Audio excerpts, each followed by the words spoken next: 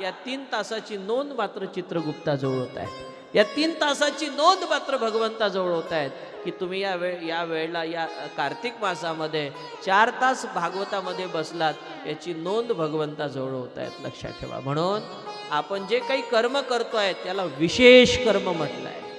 भागवत असं म्हणते सत्कर्म सूचको न्यून ज्ञान यज्ञम. त्याच्या पुढे जाऊन सांगितलं भागवताने की तुमच्या आमच्या हातून जर सत्कर्म होत असेल तर ते सत्कर्म माणसाच्या जीवनामध्ये यज्ञ प्राप्त करून देणार आहे, यज्ञाची प्राप्ती करून देणार आहे.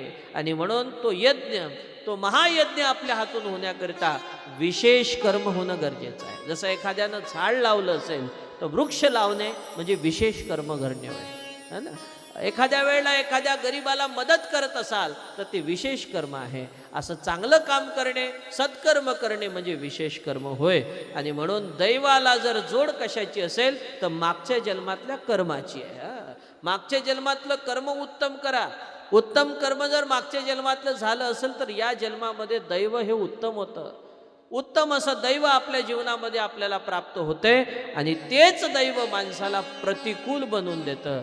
म्हणून दैवाला सुद्धा बदलवण्याची ताकद भगवंतामध्ये आहे. या जन्मात जर एखाद्या वेळेला कर्मामध्ये जर चुकी झाली आणि ते कर्म जर मनुष्याच्या माणसाच्या हातून चुकत असेल तर या जन्मात झालेल्या कर्माची त्या ठिकाणी असणारा एक भोग तुम्हा आम्हाला या जन्मात सुद्धा भोगावा लागतो. म्हणून कर्म उत्तम असणं गरजेचं आहे. हरिश्चंद्र नावाच्या राजाला काही कमी नव्हतं, पण मात्र विश्वामित्राला थोडंसं दान दिलं. एवढंच नाही तर अख्खं गाव, अख्खं राज्य दान द्यावं लागलं. आणि महाराज हरिश्चंद्राला दुःख भोगावं लागलं. म्हणून हरिश्चंद्र तारा राणी वाहे डोंबा घरी पाणी. म्हणून जीवनामध्ये माणसाने कर्माला चुकू नये. उत्तम कर्म करा, दैव मजबूत बनेल, दैवाला सुंदर करता येईल. पुढे भौतिकता सांगितली गेली आहे. आदिदैविक आणि नंतर आदिभौतिक. आदिभौतिक म्हणजे ज्याप्रमाणे तुमच्या आमच्या जीवनामध्ये एखाद्या वेळेला भौतिक असा आनंद मिळतो, भौतिक असं त्या ठिकाणी सगळ्या काही सुखसुविधा मिळतात. या भौतिक सुखसुविधा मर्यादित आहेत. एकदा आम्हाला एका जणाने बोलावलं, उदाहरणाने स्पष्ट करून दाखवतो. आम्हाला म्हणे महाराज आमच्या घरी या. म्हटलं हरकत नाही. आम्ही 4-5 लोक गेलो त्यांच्या घरी. गेल्यानंतर मात्र त्या माणसाला बरा आनंद वाटला आहे का नाही. साधू संत येती घरा तोची दिवाळी दसरा. तुमच्या इथे घरी सगळ्यांच्या घरी एक 5-6 दिवसाआधी दिवाळी झाली. बऱ्याच लोकांनी लक्ष्मी मातेचं पूजन केलं आहे ना, कुबेराचं पूजन केलं आणि लक्ष्मीला प्रार्थना केली असाल तुम्ही, हे लक्ष्मी मैया आमच्या घरामध्ये तू सदा सर्व काळ टिकून राहा. बरं, आपण लक्ष्मी मातेला प्रार्थना केली, पण त्या दिवशी फटाके फोडले, नवीन कपडे घातले, रांगोळ्या घातल्या आहे ना, बऱ्याच प्रकारचे पक्वान्न केले, महालक्ष्मी मातेला दिले. पण ती दिवाळी ज्या वेळेला साजरी करून चुकलो ती मर्यादित दिवाळी होती, कुटुंबापुरती होती. पण आज मात्र कालपासून या चांबट परिवारामध्ये खरी दिवाळी सुरू झाली हे विसरता कामा नाही. लक्षात ठेवता, खरी दिवाळी. कारण संत येती घरा तोची दिवाळी दसरा. तुका म्हणे आले घरा आणि तोची दिवाळी दसरा. म्हणून आज आम्हाला बोलावलं, आम्ही गेलो त्या माणसाच्या घरी आणि त्या माणसाला खूप बरं वाटलं. काही काही लोकायला बरं वाटते आम्ही गेल्यावर, काही काही लोकायले महाराज मोठं त्याला काय म्हणते रिॲक्शन होते. बऱ्याच लोकांचे घरही असे असतात महाराज, साधू संतांना नाही बोलावणार, ते बाकीच्या यालाच बोलवत नाही का, खादी खाकी खादी खाकी सगळे त्या ठिकाणी येतात. पण साधू संत यावे असं वाटत नाही बरं. म्हणून साधू संताला बोलावलं पाहिजे माणसाने. मग त्यांचा भाव वेगळा असतो. जे साधू संताला बोलावतात रांगोळ्या छान मस्त भोजन आदी सगळं बस बढिया करतात. पण बाकीच्या लोकांना वाटतं नाही नाही, साधू संत येती घरा तोची दिवाळी दसरा नाही. साधू संत येती घरा, पुढचे दरवाजे बंद करा, मागच्या दरवाजातून वापर करा. असंही असते बऱ्याच लोकांचं. सोडा हा भाग. आम्हाला बोलावल्यानंतर आम्ही गेलो, सन्मानाने बोलावलं. गेल्यानंतर आम्ही असं सोप्यावर बसलो, छान सोपा होता. तो घरचा माणूस खाली बसला. आम्हाला वाटलं बाबा एवढे मोठे तुम्ही खाली कशाला बसले. नाही म्हणे महाराज खालीच बसतो. सगळ्या गोष्टी अनुकूल आहे ना, अनुकूल. पण त्या सोप्यावर बसता येऊन राहिलं का? नाही. कारण डॉक्टरांनी सांगितलं की नरम वस्तूवर बसू नका. कारण त्यांना बिमारी कोणती होती? नरम वस्तूची बिमारी होती. कडक जागेवर बसा, कडक वस्तूवर बसा. म्हणून लक्षात ठेवा जा, भौतिकतेमध्ये सगळ्या गोष्टी अनुकूल असल्यानंतर सुद्धा त्या गोष्टी भोगता येत नाही. म्हणजे भौतिकतेला सुद्धा मजबूत करण्याची ताकद भगवंतामध्ये आहे. म्हणून आपण प्रत्येक कर्म करत असताना त्या कर्माला समर्पण करा, कर्म अर्पण करा. ज्या वेळेला कर्म समर्पित करत राहाल त्यावेळेला ते कर्म तुमचं उत्तम झाल्याशिवाय राहणार नाही. तेरा तुझको अर्पण क्या लागे मेरा. आपण जे काही कर्म करू ते भगवंताच्या चरणी समर्पण करा. तन मन धन सब है तेरा, स्वामी सब कुछ है तेरा, तेरा तुझको अर्पण, तेरा तुझको अर्पण, क्या लागे मेरा. ओम जय जगदीश हरे, ओम जय जगदीश हरे, स्वामी जय जगदीश हरे. भक्त जनों के संकट, दास जनों के क्षण में दूर करे. ओम जय जगदीश हरे.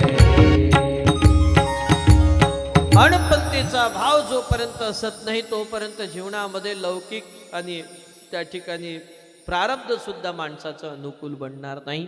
आधिदैविक आणि आधिभौतिक या दोन्ही तापाला जर दूर करायचं असेल तर त्यासाठी सोपा उपाय एकच म्हणजे समर्पण करा, अर्पण करा.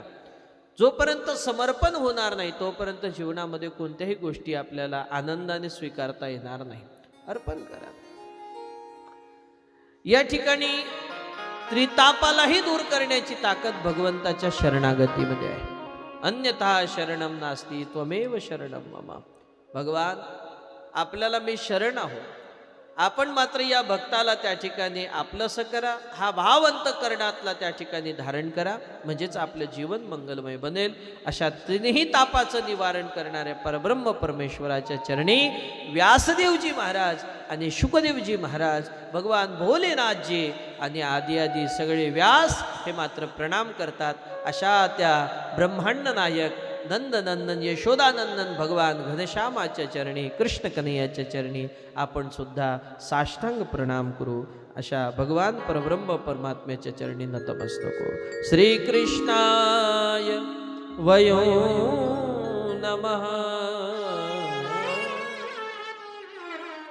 जो पूर्ण ब्रह्म आहे, जो पुरुषोत्तम आहे, ज्या भगवान परमात्म्याचं स्वरूप हे मंगलमय आहे, अशा पूर्ण ब्रह्म परमात्म्याच्या चरणी सुद्धा आपल्याला नतमस्तक होऊन पुढे जायचं आहे. भगवान परब्रह्म परमात्मा मंगलमय आहे. हे भागवत एवढं गोड आहे की पुन्हा पुन्हा पुन्हा पुन्हा प्याव वाटतायत. दिगबकल्पतरोरगलितं फलं शुकमुखात् मृतद्रवसयुतं पिबतं भागवतं रसमालयं मुहुर्हो रसिका भुवि भावुका. रसिक जन जे असतात, ज्या रसिकांना या कथेची आवड असते, त्या भावुकांना, त्या भक्तांना या कथेची त्या ठिकाणी एक ओढ असते आणि ती तृष्णा ही तृप्तीच्या त्या ठिकाणी ढेकर कधीच देत नाही. कारण ती तृष्णा पुन्हा पुन्हा पुन्हा पुन्हा वाढणारी आहे. पुन्हा पुन्हा पुन्हा पुन्हा ती तृष्णा वाढतायत आणि तृप्ती नाही, तृप्ती नाही, तृप्ती नाही. एखाद्या माणसाला सकाळी बासुंदी जर खायला दिली असेल तर संध्याकाळी पुन्हा वाटी द्या, तो खाल्ल्याशिवाय राहत नाही. कारण तृप्ती आहे का? काल जर तुम्ही एखाद्या वेळेला गुलाबजामुन ठेवली असेल ना, आज जर पुन्हा द्यायची असेल तर तो खातोच खातो. किती खाऊ द्या पण मात्र तृप्ती नाही. पण ज्या दिवशी डॉक्टरांनी सांगितलं की आता तुम्हाला बासुंदी जमणार नाही, त्यावेळेला मात्र ह्या म्हणतो आता नाही रे बापा, आता शुगर सांगितलं रे बापा, आता नाही जमणार. नाही का? तृप्ती आहे का शेवटपर्यंत? नाही. पण असंच भागवत एक तुमच्या आमच्या जीवनाला, रसिकांना मात्र ते रसमयी असणारं भागवत पुन्हा पुन्हा पुन्हा पुन्हा प्यावं वाटतायत. पुन्हा पुन्हा त्याची त्या ठिकाणी आवड आहे, पुन्हा पुन्हा ऐकावं वाटतायत. ते कान मात्र तृप्त होत नाही, ते मन तृप्त होत नाही, ती जिव्हा तृप्त होत नाही, ते नेत्र तृप्त होत नाही. अतृप्तीचा आनंद त्या ठिकाणी देणारी कथा म्हणजे भागवत कथा आहे. नवे नवे साधू संत सुद्धा म्हणतात, देवा तुला पाहून आम्ही थकलो नाही रे, तुझं भजन करून आम्ही थकलो नाही, तुझं गुणानुवाद ऐकून आम्ही थकलो नाही, तर आम्ही पुन्हा सुद्धा जन्म घेऊ, तर तुझी सेवा करायला घेऊ. घेईन मी जन्म घेईन मी जन्म यासाठी देवा, घेईन मी जन्म यासाठी देवा, घेईन मी जन्म यासाठी देवा, घेईन मी जन्म यासाठी देवा. तुझी चरण सेवा साधावया, तुझी चरण सेवा साधावया,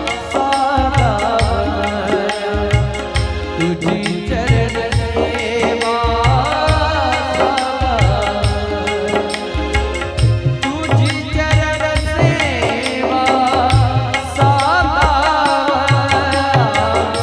घेईन मी जन्म यासाठी देवा, घेईन मी जन्म यासाठी देवा, घेईन मी जन्म यासाठी देवा, घेईन मी जन्म यासाठी देवा. घेईन मी जन्म याजसाठी देवा, तुझी चरण सेवा साधावया. भगवान परब्रह्म परमात्माची सेवा करण्याकरता पुन्हा जन्माला येऊ, पुन्हा भगवंताचा त्या ठिकाणी आम्ही दर्शन घेऊ, पुन्हा पुन्हा त्या ठिकाणी भगवंताला आम्हाला पाहता यावं, याकरिता भगवत सत्संगाचा आनंद घेता यावा, याकरिता पुन्हा जन्म घेऊ भगवान, पुन्हा येऊ आम्ही. आणि म्हणून अशा त्या भगवान परमात्म्याची जी कथा ती रसमयी आहे, ती पुन्हा पुन्हा ऐकायची आहे. आज आपण या ठिकाणी शुकदेवजी महाराजांचा जन्म कसा झाला हे आपल्याला पाहायचं आहे. नंतर राजा परीक्षितीचा जन्म कसा झाला हे आपण पाहणार आहोत. राजा परीक्षितीला मिळालेला शाप याची सुद्धा आपण कथा ऐकणार आहोत. आणि यासोबतच आज 5 वाजताच्या आधी म्हणजे 4:45 भगवान शिव भगवान परमात्म्याचं तांडव नृत्य या ठिकाणी सादर होणार आहे. चला 4:45 आपल्याला पुढे जायचं आहे. आपली ट्रेन सुटली आहे आणि 4:45 आपल्या सर्वांना भगवान भोलेनाथाच्या कैलास लोकाला पोहोचायचं आहे. सगळ्यांना ट्रेनमध्ये बसायचं आहे. जो डब्यातून खाली उतरन तो इथेच राहील, लक्षात ठेवूया. म्हणून ट्रेनमधून कोणी खाली उतरायचं, पाणी घ्यायला उतरायचं, आईस्क्रीम घ्यायला उतरायचं नाही. आणि जो म्हणाल की नाही आम्ही ट्रेनमधून खाली उतरतो आणि येतो जरा पाणी घेऊन, तर तुम्हाला इथंच राहा लागेल, लक्षात ठेवा. म्हणून आपण सगळे बसलो आहे भगवान परमात्म्याच्या ट्रेनमध्ये आणि त्याला विनंती करायची आहे, हे भैया जरा धीरे से गाड़ी हा करे रे भैया रे, चलो मुसाफिर बिस्तर बांधो,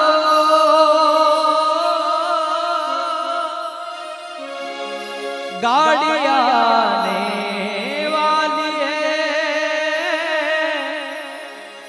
राम नाम का टिकट निकालो, घंटी बजने वाली है। ओ भैया, ओ भैया रे, ओ भैया रे, भैया रे, ओ भैया रे,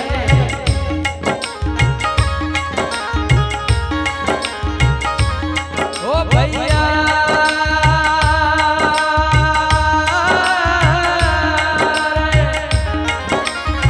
ओ भैया रे, भैया गाड़ी वाला रे, भैया भैया गाड़ी, अरे रे रे रे रे रे,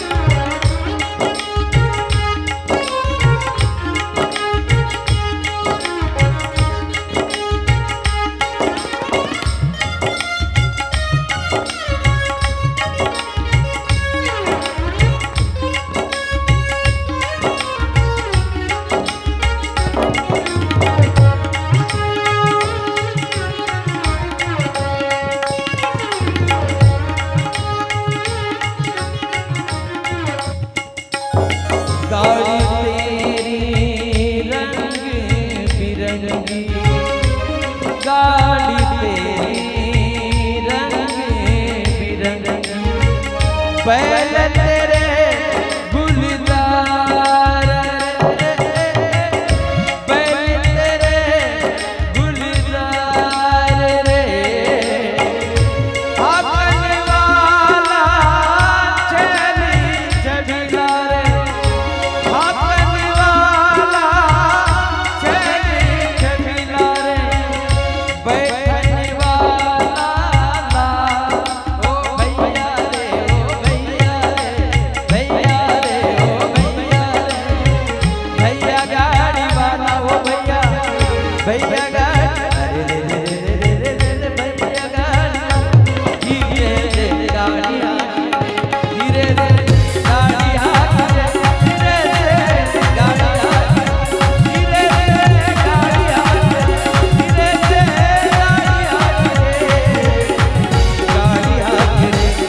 रे गाड़ी धीरे रे गाड़ी धीरे रे गाड़ी धीरे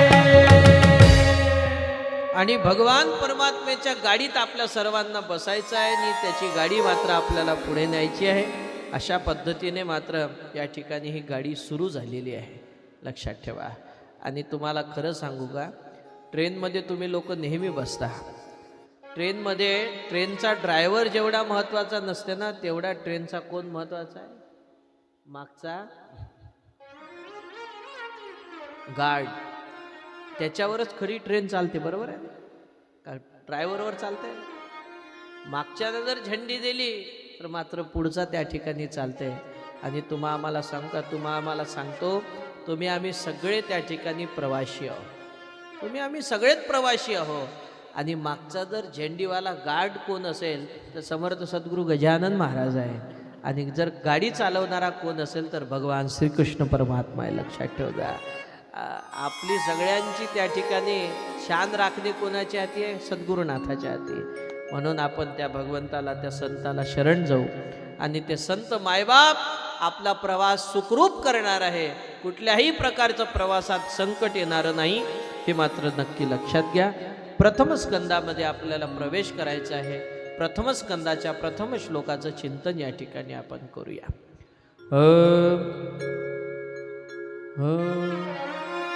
जन्माद्यस्य यतोऽन्वयादितरतस्य चार्त्यस्य विघ्नेश्वरात् तेन ब्रह्महृदायादि कवये मुह्यन्ति सूर्यात् तेजो वारि यथा विनिमयो यत्र स्वर्गो मृषा ध्वाम्ना स्वेन सदा निरस्तकुहकं सत्यं परं धीमहि. भगवान परब्रह्म परमात्म्याचं स्वरूप हे सत्य स्वरूप आहे. सत्यम परम धीमहि असं भगवान परमात्म्याचं मंगलमय स्वरूप आहे. या ठिकाणी शुकदेवजी महाराजांचा जन्म होत असताना एक गोष्ट लक्षात येईल.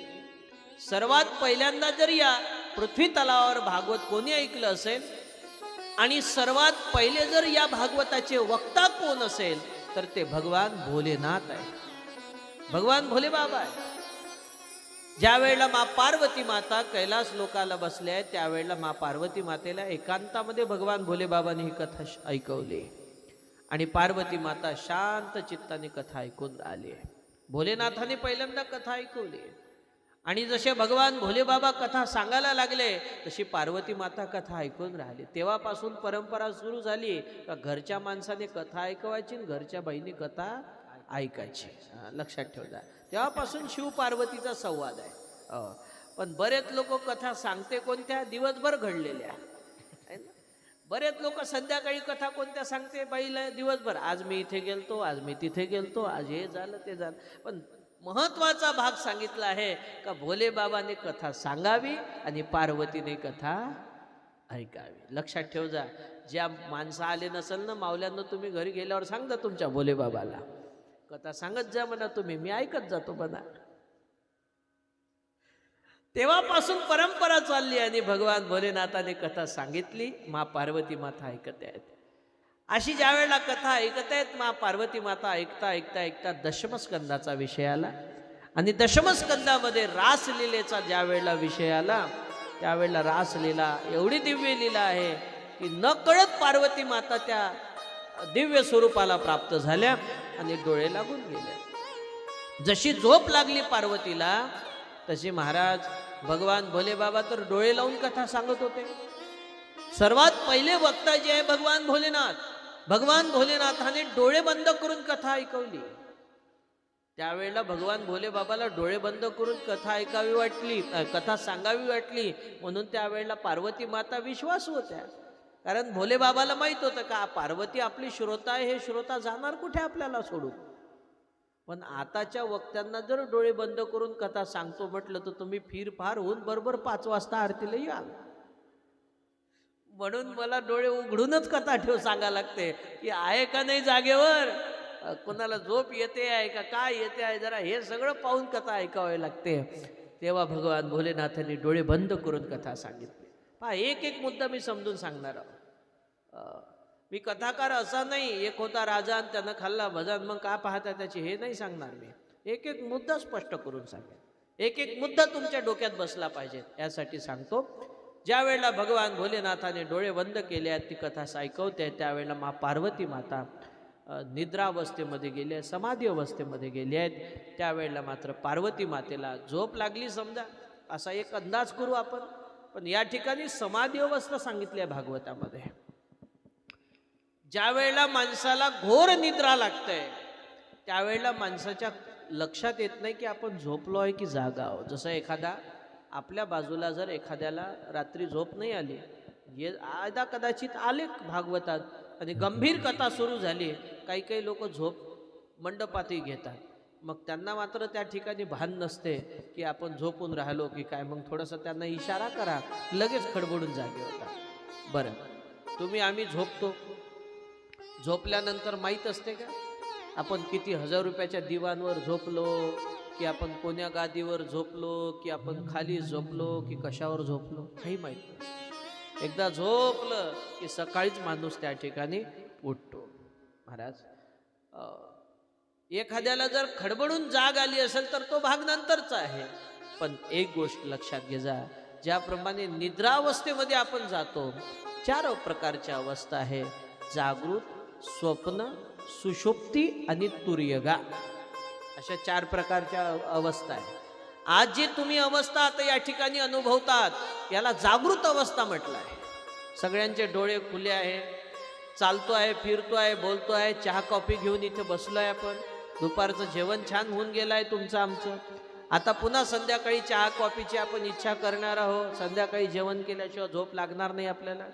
म्हणजे आपली जागृत अवस्था आहे कुठपर्यंत, बेडवर जायपर्यंत, झोप येईपर्यंत. आणि ज्या वेळेला डोळे लावू आणि त्या ठिकाणी झोपू त्याला म्हणतात निद्रा अवस्था. निद्रा, प्रत्येकाला निद्रा अवस्था आहे बरं का. प्रत्येक जण झोपतो आहे. पाण्यातला मासा झोप घेतो कैसा आणि जावे त्याच्या वंशा. तुम्हा आम्हाला वाटत असेल का जो पाण्यातला मासा आहे तो नसल झोपत कदाचित, पण तोही झोपतो, त्यालाही झोप आहे. पण लक्षात ठेवा, निद्रा अवस्था आहे. एक आहे जागृत अवस्था, दुसरी आहे निद्रा अवस्था, तिसरी आहे स्वप्न अवस्था. झोपल्यानंतर प्रत्येकाला स्वप्न पडतात. मग ते वेगवेगळ्या प्रकारचे आहे. कोणाला कोणते स्वप्न, कोणाला कोणते स्वप्न, कोणाला कोणते स्वप्न आहे. प्रत्येकाचे स्वप्न वेगवेगळे आहे. स्वप्नामध्ये सुद्धा वेगवेगळ्या प्रकारचा फरक आहे. एखाद्या वेळेला स्वप्नामध्ये जर चांगलं स्वप्न पडत असेल तर ते चांगलं स्वप्न माणसाला चांगला आनंद आणि कुठेतरी उत्साह देणारं स्वप्न असतं बरं का. म्हणून स्वप्न चांगलं दिसणं गरजेचं आहे. स्वप्नामध्ये कधी हळद दिसू नये. स्वप्नामध्ये कधी त्या ठिकाणी एखाद्या वेळेला महाराज घोडा दिसू नये. घोडा स्वप्नामध्ये घोडा दिसू नये, लक्षात ठेवा. स्वप्नामध्ये गध दिसू नये. गध महत्वाचं सांगतो. बऱ्याच वेळेला बरेच स्वप्न पडतात माणसांना, पण हे स्वप्न खरे असतात का? रात्री 3 वाजेपर्यंत पडलेलं स्वप्न मात्र खरं नसतं, मिथ्या असते. रात्री झोपलोय आपण, 11 वाजता झोपलो, 12 वाजता झोपलो, 1 वाजता झोपलो, 3 वाजेपर्यंत पडलेलं स्वप्न खोटं असते. खोटं कसंही पडू द्या, निर्धनाला धनाचं स्वप्न पडू द्या, खोटं आहे. आणि ब्रह्मकाळाला मिळालेलं स्वप्न, ब्रह्मकाळाला दिसलेलं स्वप्न, 3:30 नंतरचं मिळालेलं स्वप्न हे ब्रह्म अवस्थेतलं स्वप्न आहे. ते तुमच्या आमच्या जीवनाला ब्रह्म स्वरूपाची अवस्था प्राप्त करून देणार आहे. म्हणून ते स्वप्न मात्र खरं असतं, लक्षात ठेव जा. म्हणून स्वप्न दिसलेलंही स्वप्न खरं असेल हे मात्र खरं मानत नका जाऊ. म्हणून स्वप्नावर जगायचं नाही, कर्मावर जगायचं, कर्तृत्वावर जगायचं. प्रत्येकाला आपलं कर्म मजबूत केलं पाहिजे आणि आपल्याला मात्र पारलौकिकता प्राप्त झाल्याशिवाय राहणार नाही. ज्या वेळेला महाराज भगवान भोलेनाथ कथा ऐकवत आहेत कुठे, कैलास लोकाला, पार्वती मातेला. मी आपण कथेतून पुढे गेलो होतो, निद्रा, जसं झोप लागली समजा. निद्रा ही कोणाची पत्नी आहे म्हणे, कुंभकर्णाची. प्रत्येकाला झोप येते है ना, कुंभकर्णाची पत्नी आहे म्हणजे निद्रा. जेव्हा कुंभकर्ण मेला, कुंभकर्ण संपला, त्यावेळेला बिचारी ही निद्रा रडायला लागली आणि भगवंताला म्हणते, भगवान आता मी काय करू, माझे पती गेले, मला कोणी आधार आला नाही. त्यावेळेला स्वतः निद्रा म्हणायला लागली, म्हणे देवा माझ्या पतीला तुम्ही मारलं ना, आता मी तुम्हाला वचन देते की जिथे तुमची कथा असेल, जिथे सत्संग असेल, जिथे भजन पूजन असेल, तिथे मी जाऊन टपकल्याशिवाय राहणार नाही. म्हणून पहा, एखादी गंभीर विषय येऊ द्या, एखाद्या वेळेस सुंदर अशी कथा सांगू द्या, अलबत झोप येते माणसाला. ही चुकी तुमची नाही, हे तुमच्यावर स्वार झालेली निद्रा आहे. तुम्हाला वाटेल ही चुकी आमची आहे बाबा, आम्ही जास्त जेवलो म्हणून झोप येऊन राहिली. ना ना ना ना, हा विचारच करायचा नाही.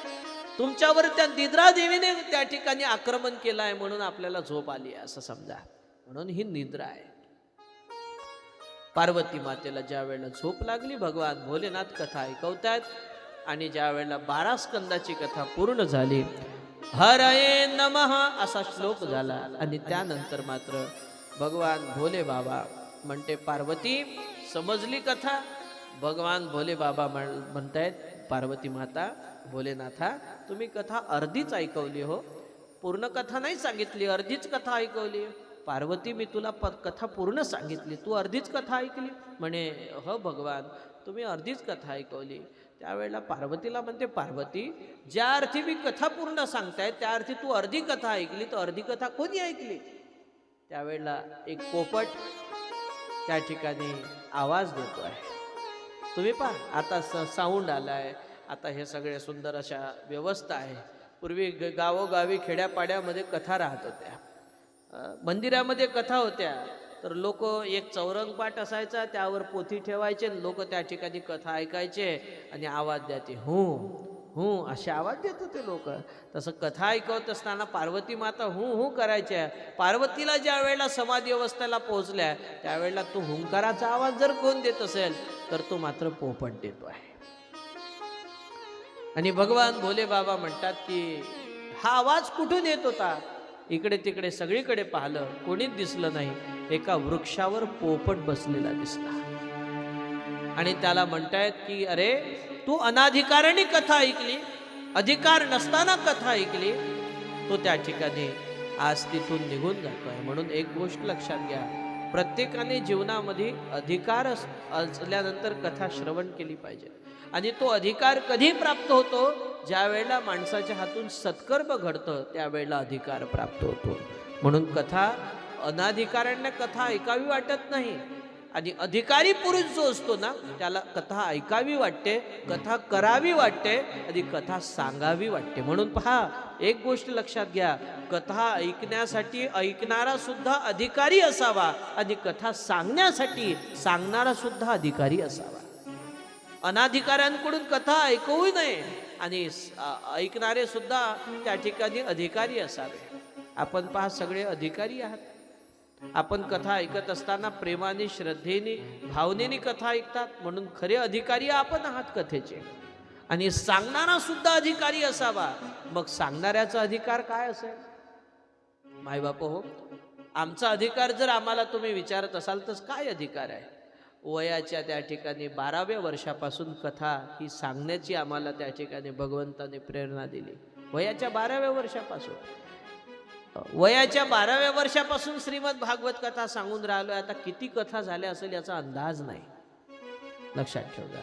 आणि ही कथा ऐकत असताना, ही कथा सांगत असताना या कथेचा एवढी मोठी कृपा या ठिकाणी झाली, एवढा मोठा या ठिकाणी या कृपेचा वर्षाव झाला की मागच्या 2024 सालामध्ये एप्रिल महिन्यामध्ये आम्ही चंद्रपूरला जेव्हा कथा करत होतो तर प्रत्यक्ष त्या कथेमध्ये हनुमंतरायांनी ऐकावी आणि ऐकून मात्र प्रत्यक्ष हनुमंतराय या कथेच्या दर्शनासाठी यावे. आणि मायबाप हो, हनुमानजीने दर्शन द्यावं याच्या पलीकडचा अधिकार काय असेल, लक्षात ठेवा. म्हणून हा अधिकार आहे आणि हा अधिकार त्या हनुमंतरायाने त्या ठिकाणी दिला, म्हणून तुमच्या सर्व मायबापाला ही कथा सांगतोय, माहित आहे. आणि ही कथा सांगण्याचं जे धाडस हे संत कृपेने त्या ठिकाणी होत आहेत आणि ती संतांची कृपा आहे, म्हणून आपल्या सर्वांमध्ये ही कथा सांगण्याचा हा योग आहे. मायबाप हो, म्हणून सांगणारा सुद्धा अधिकारी असावा, सिद्ध असावा. नाही तर सांगणारे भरपूर आहे, कथा सांगणारे भरपूर आहे, कथाकार भरपूर आहे. दगड काढला का कथाकार भेटल, कीर्तनकार भेटल, पण मात्र अधिकारी मिळेल याची काही गॅरंटी नाही. आणि तो अधिकारी संत कृपेचा असावा, ईश्वर कृपेचा असावा. आणि त्या अधिकाराचा सुद्धा फार मोठा त्या ठिकाणी एक हावापुवा नसेल, पण तो अधिकार फार महत्वाचा आहे, लक्षात ठेवा. म्हणून माझ्या मायबाप हो, अधिकारी पुरुष असणं गरजेचं आहे आणि अधिकारी वक्ताही असणं गरजेचं आहे, अधिकारी श्रोता असणं गरजेचं आहे. म्हणून या ठिकाणी जेव्हा पार्वती मातेला कथा ऐकवत असताना अनाधिकाराने तो पोपट कथा ऐकतो आहे, त्यावेळेला तो पोपट पळतो आहे आणि पळत पळत पळत पळत भगवान भोलेनाथ त्याच्या मागे धावायला लागले आहेत. आणि पळत पळत पळत पळत तो पोपट व्यासपत्नी अरणीजवळ येतो आहे. अरणीने त्यावेळेला जांभळी दिली, जांभळीद्वारा तो पोपट अरणीच्या उदरामध्ये प्रवेश करताच आज अरणी देवीला गर्भ आलेला आहे. महाराज, म्हणून भागवतामध्ये प्रणाली आहे, भागवतामध्ये एक त्याला काय म्हणतो आपण, परंपरा आहे की जसं आता इथे श्रीमद भागवताची कथा आयोजित केली त्यावेळेला एक गोष्ट लक्षात घेतली आवर्जून की भागवतामध्ये पोपट असावा, मिठ्ठू असावा, आहे ना. पोपट खेड्यामध्ये मिठ्ठू म्हणते त्याला, आहे ना. पोपट असावा. असं जेव्हा पोपट आणि ह्या मिठ्ठूचं हे असताना मी माझ्या मोबाईलमध्ये स्टेटस ठेवलं तर मला एका जणाने मेसेज केला काल, म्हणे पोपट का ठेवला तुम्ही इथे. मी सांगितलं पोपट म्हणजे भगवान शुकदेवजीचं त्या ठिकाणी स्वरूप आहे. आणि ज्या वेळेला त्याच्या लक्षात आलं की बरोबर आहे हे शुकदेवजीचं स्वरूप आहे, त्याचं उत्तर त्याला त्या ठिकाणी पाठवलं, त्यावेळेला समाधान वाटलं. म्हणून एखाद्या वेळेला तुम्हालाही प्रश्न करेल का पोपटच का असावा. पोपट हे भगवान शुकदेवजीचं स्वरूप आहे, शुक स्वरूप आहे. काय झालं याच्या पुढे ऐका. अरणी देवी त्या ठिकाणी गर्भवती झाली आहेत आणि ज्या वेळेला अरणी देवीच्या उदरामध्ये पोपटाने प्रवेश केला, महाराज तब्बल 10 वर्ष झाले, 11 वर्ष झाले ते बाळ बाहेर यायचा विचार करत नाही. तेव्हा व्यासदेवजीने त्या ठिकाणी प्रश्न केला, अरे बाबा आता तरी बाहेर ये. ते म्हणते नाही, बाहेर येणार नाही, कारण की मला ही माया पछाडून टाकाल. मायेला भेटतो आहेत आणि मायेला भेणं मोठं कठीण आहे हो, माया मोठी कठीण आहे. गीता म्हणतं मामेव ये प्रपद्यन्ते माया मेता तरंती ते. मोठ्या मोठ्यांना मायेपासून सुटका नाही, मोठे मोठे मायेपासून सुटू शकत नाही. ही माया प्रत्येकाला पछाडून टाकतायत आणि म्हणून प्रत्येकाला मायेमध्ये घेरलाय, प्रत्येकाला घेरलाय. किती त्याने बंदिस्त राहण्याचा प्रयत्न केला तरी माया त्याला त्या ठिकाणी ओढून आणते, ही माया आहे. आणि म्हणून या ठिकाणी महाराज आज 11-12 वर्षानंतर ज्या वेळेला एक सुंदर बालक प्रगट होतात आणि ते बालक जन्माला येतात, नग्न दिगंबर अवस्था आहे, ब्रह्मचारी अवस्था आहे, ब्रह्मस्वरूपाकार अवस्था आहे, पूर्ण चेहऱ्यावर असं सुंदर असं तेज आहे. असा तेजपुंज बालक जन्माला येताच पळायला लागला आणि पळत असताना व्यासदेवजी महाराज आवाज देतात, यम प्रवजंतमनुपेतमपेत कृत्यम द्वैपायनो विरह कातराजुहा पुत्रेति तन्मयता तरोभिनेदु स्तम सर्वभूत हृदयं मुनिमानतोस्मि स्तम सर्वभूत हृदयं मुनिमान तोस्मी. अशा शुकदेवजी महाराजांचा त्यावेळेला जन्म झाला. त्यावेळेला मात्र सर्वांनी एकदा त्या ठिकाणी जय जयकार करायचा. एकदा माझ्यासोबत सर्वांनी म्हणा, बोली शुकदेवजी महाराज की जय हो. ब्राह्मणाचे पोर एक खेळासी झाले. 12 वर्ष जपाले रे ब्राह्मणाचे पोरे खेळासी. 12 वर्ष जपाले कापत कापत बाहेर आले नागरीची पडणी केले रे.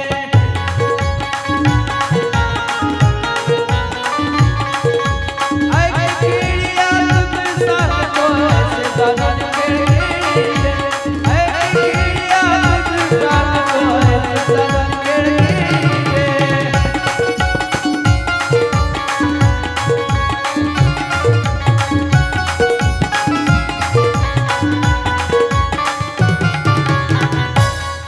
ब्राह्मणाचे पोर एक खेळासी भ्याले. ते 12 वर्ष लपाले रे. कापत कापत बाहेर आले नागवेची पळून गेले रे. पळाले शुकदेवजी महाराज आणि सर्वांनी आवाज दिला, थांब बाबा शुका थांब. शुकदेवजी थांबायला तयार नाही. जगत कल्याणाकरिता, जगताच्या उद्धाराकरिता, तुमच्या आमच्या सर्वांच्या उद्धाराकरिता शुकदेवजी निघून पडले. त्यावेळेला व्यासदेवजी मागे मागे गेले. काही दूर अंतरावर गेले असताना काही स्त्रिया स्नान करीत होत्या आणि त्या ठिकाणी व्यासदेवजी गेल्या आणि गेल्याबरोबर मात्र त्या सगळ्या जणी लज्जित झाल्या. शुकदेवजी गेले त्यावेळेला त्या बिनधास्त राहिल्यात. व्यासदेवजी महाराज म्हणतात की माझ्या इथून पोरगा इथून गेलेला तुम्हाला दिसला. म्हणे नाही आम्ही तर स्नान. त्यावेळेला मात्र देहातीत झालेल्या देहावस्थेचं त्या ठिकाणी भान असणाऱ्या त्या स्त्रियांनी पाहिलं आणि भगवान शुकदेवजी महाराज देहातीत आहे, ब्रह्मचर्य अवस्था आहे, त्यांना शरीराचं घेणं देणं नाही, ते मात्र नग्न दिगंबर अवस्था आहे. ज्ञानोबाराय म्हणतात, जन्म तेनी प्रसंगे स्त्री देह शिवने अंगे. जन्मानंतर सुद्धा अतिशय मधुर आणि स्वच्छ निर्मळ जीवन जगणारी अवस्था म्हणजे शुकदेवजी महाराज. आणि शुकदेवजी महाराज त्या ठिकाणी निघून पडलेत. ज्या वेळेला महाराज दुःख झालं व्यासांना की आपला बाळ, आपला हा मुलगा, आपण ज्याचा विचार करीत होतो की हा आपला त्या ठिकाणी आपला ग्रंथाचा प्रचार प्रसार करेल, आपल्या परिवाराला त्या ठिकाणी मोठा करेल, असं प्रत्येकाला वाटते नाही का. एखाद्या वेळेला जर एखादा तुमचा पोरगा एखाद्या वेळेला सत्संगी लागला, एखाद्या चांगल्या कामाला गेला, नवे एखाद्या वेळेला तुमच्या मुलाला मिलिटरीमध्ये टाकलं, तुम्ही देशसेवेकरता गेला, तर असं वाटते ना की नाही एवढं मोठं वावर कोण पाहिल, एवढा मोठा सगळा व्यवसाय कोण पाहिल, एवढं सगळं घर कोण पाहिल, असा विचार करते माणूस नाही का. आणि म्हणून पोराला ज्या वेळेला आपण मोठं करतो अपेक्षा असते की हे सगळं त्यानेच पाहावं नाही का. त्याला सगळ्या गोष्टी आपण अनुकूल करून देतो.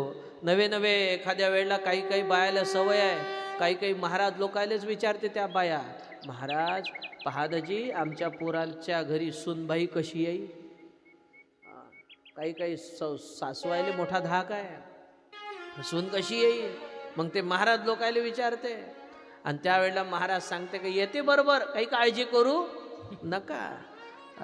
म्हणजे प्रत्येकाला वाटते की मुलाने आपलं कार्य सांभाळावं, आपला परिवार सांभाळावा, आपल्या परिवाराला, आपल्या सगळ्या व्यवसायाला चांगलं मोठं करावं. व्यासदेवजीला तेच वाटलं. व्यासदेवजींच्या अंतःकरणामध्ये तोच भाव. व्यासदेवजीला वाटतायत की माझ्या मुलाने हा सुंदर असं शास्त्राला मोठं करावं, या सगळ्या भागवताचा प्रचार प्रसार करावा. पण शुकदेवजी महाराज निघून पडले. दुःख झालं व्यासदेवजीला. व्यासदेवजी दुःखी आहे. नारद महाराज तिथे आले, व्यासदेवजींना विचारतायत, म्हणे महाराज तुम्ही दुःखी का आहात, काय झालं, दुःख होण्याच्या मागे कारण काय. व्यासदेवजी त्या ठिकाणी नाराज झाले आणि व्यासदेवजी त्या ठिकाणी आज नाराज झालेले म्हणतात की मला वाटत होतं माझा पोरगा माझ्या या भागवत ग्रंथाचा प्रचार प्रसार करेल, पण आज मात्र मला सोडून, आम्हाला सगळ्यांना सोडून निघून जातो आहे जगत कल्याणाकरिता. त्यावेळेला मात्र व्यासदेवजींना नारद महर्षी सांगतात की व्यासदेवजी महाराज या जन्मामध्ये तुम्ही जे दुःख प्रगट करत आहात, या जन्मामध्ये जे दुःख तुम्हाला झालेलं तुम्ही या ठिकाणी प्रगट करतात ना, हेच दुःख मला मागच्या जन्मामध्ये झालं आणि ते दुःख मला भोगावं लागलं. मागच्या जन्मात दुःख झालं, हा, नारदांनी मागच्या जन्मातलं दुःख त्या ठिकाणी सांगितलं. काय म्हणतात नारद महाराज? महाराज व्यासदेवजी महाराज ऐका, तुमचं दुःख पुत्रविरहाचं दुःख आहे, पण माझं दुःख मात्र काही वेगळंच आहे. पण त्या दुःखातून आज मला नारद होता आलं, म्हणून प्रत्येकाला दुःखातूनच पुढे जावं लागते. आणि दुःखातून जर सुख आलं असेल तर ते सुख गोड वाटतं, पण जर सुखातून दुःख जर निर्माण होत असेल तर ते दुःख माणसाच्या जीवनाला पश्चातापाला घेऊन जातं. म्हणून व्यासदेवजी सांगतायत, नारद महाराज सांगतात, महाराज मागल्या जन्मामध्ये मी एका दासीचा पुत्र होतो. माझ्या आईसोबत त्या ठिकाणी मागे मागे जात होतो. माझी आई लोकांच्या घरी भांडे धुणं त्या ठिकाणी काम करायची, अनेकांच्या घरी जायची, मी मागे मागे जायचो. झालं असं, आमच्या गावामध्ये संत येणार होते आणि लोकांनी व्यवस्था केली, साधू संत येणार आहे, यांची व्यवस्था यांच्याकडे दिली पाहिजे, म्हणून आमच्या मायलेकाकडे व्यवस्था दिली. संत आले, रोज त्यांच्या भोजनाची व्यवस्था, सगळ्या गोष्टीची व्यवस्था आम्ही करत होतो. 4 महिन्यापर्यंत साधू संतांची व्यवस्था चांगल्या पद्धतीने केली. आणि 4 महिने पूर्ण झाल्यानंतर संत जायला लागले, त्यावेळेला मात्र आम्ही त्यांच्या मागे मागे जायला लागलो. कारण संत येतात तेव्हा मोठा आनंद वाटते, पण ज्या वेळेला संत जातात त्यावेळेला मात्र अंतःकरण दुःख देऊन जाते, नाही का? साधूचं येणं माणसाला दुःख देते, पण साधूचं जाणं माणसाच्या हृदयाला पाझर फोडून जाते. ही ताकद त्या साधूच्या जाण्याने असते. जेव्हा संत जात आहेत तेव्हा सगळं गाव जमा झालं, रडायला लागलं आणि म्हणतात, महाराज नका जाऊ ना, नका जाऊ ना आम्हाला सोडून, नका जाऊ ना आम्हाला सोडून. पण ज्या वेळेला संत जात आहेत, कारण गंगा बहती बलीवर साधू चलता भला, अख्खं गाव जमा झालं, साधूंना विचारते, म्हणतेत की जाऊ नका, थांबा थांबा थांबा, पण संत जायला लागले. नारद महर्षी म्हणतात, मी मागच्या जन्मातला दासी पुत्र होतो, माझं नाव हरिदास होतं. मी सुद्धा साधू संतांच्या मागे गेलो, काही दूर अंतरावर गेलो, आणि काही दूर अंतरावर गेल्यानंतर संतांनी ओळखलं, बाबा हा मागे मागे येतोय आमच्या, म्हणून त्याला सांगितलं, बाबा जा रे घरी जा, तुझ्या आईची सेवा कर, मोठा हो, आणि मोठा झाल्यानंतर मग आमच्या मागे येजो, जा घरी जा. हा पोरगा घरी आला आणि घरी आल्यानंतर आईच्या कुशीत दडला, रडायला लागला. आईला म्हणते, आई मला साधूने मागे पाठवलं ग, तुझी सेवा करायला पाठवलं. हो रे बाबा, मी तुझी आई आहे राजा, मी तुझी माँ आहे ना बाबा, अरे सेवा केली पाहिजे. आणि आज आईची सेवा मात्र तंतोतंत हा करतो आहे. एक दिवस आई गाईला चारा आणण्यासाठी गोठ्यामध्ये गेली आणि नकळत तिच्या पायाखाली साप आला. सापाने आईच्या पायाला दंश केला, ती माँ तिथेच मृत्युमुखी पडली. हा हरिदास पाहायला लागला, माझी आई कुठे गेली असेल, माझी माँ कुठे असेल. अनेक ठिकाणी याने पाहिलं, आई त्या ठिकाणी दिसत नाही, एका कोठ्यामध्ये पडलेली दिसली. हा तिथे आला, आईला म्हणते, आई अगं इथं का झोपली माँ? हा कोठा आहे ना मैया, इथे झोपू नको मैया, चल आज चल माँ, अगं आज जाऊन त्या ठिकाणी आज झोप माँ, इथे झोपू नको. पण त्या ठिकाणी आई आज थोड्या वेळापुरती झोपली नव्हती, ती माँ त्या हरिदासाची आई कायमची झोपली होती. आणि हा मात्र आईला उठवतो आहे, उठ ना मैया, आई उठ ना माँ. त्यावेळेला उठत नाही ना आई. बाजूची काकू येऊन म्हणते, बेटा ए राजा काय झालं रे? काकू पहा, मी माझ्या आईला मगांपासून उठून राहिलो, पण माझी आई उठून नाही राहिली. तिने पाहिलं, डोळे पाहिले, श्वास बंद झालेला लक्षात आला. आणि या बाळाला म्हणते, बाळा अरे तुझी आई आता उठणार नाही बाबा, तुझी आई कायमची झोपली रे, कायमची. असं जेव्हा माहीत पडलं या लेकराला, लेकरू खूप रडायला लागलं, कारण दोघंच मायलेक घरामध्ये होते. हरिदास म्हणतोय, महाराज माझी आई ज्या वेळेला गेली त्यावेळेला मात्र अतिशय दुःख अंतःकरणामध्ये होत आहे. ते दुःख सहन होत नव्हतं, कारण आई ही प्रत्येकाच्या जीवनामध्ये महत्त्वाची असते आणि ती प्रत्येकाला त्या ठिकाणी आवडती असते. म्हणून जगातलं सर्व सुख जर कोण असेल तर आई असते.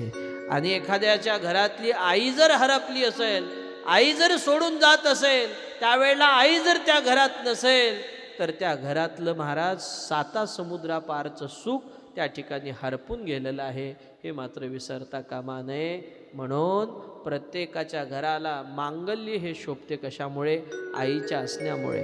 गोठ्यामध्ये गाय शोभते नाही का? गोठ्यामध्ये गाय असावी, दूध असेल त्या दुधावर मात्र साय असावी, आणि घर जर त्या ठिकाणी असं सुंदर वाटावं असं वाटत असेल तर घरामध्ये माय असावी, मायेची सावली असावी, मायेचं पांघरून असावं. आणि ज्या घरामध्ये वात्सल्य जपणारी ती माय जर असेल तर ते घर अतिशय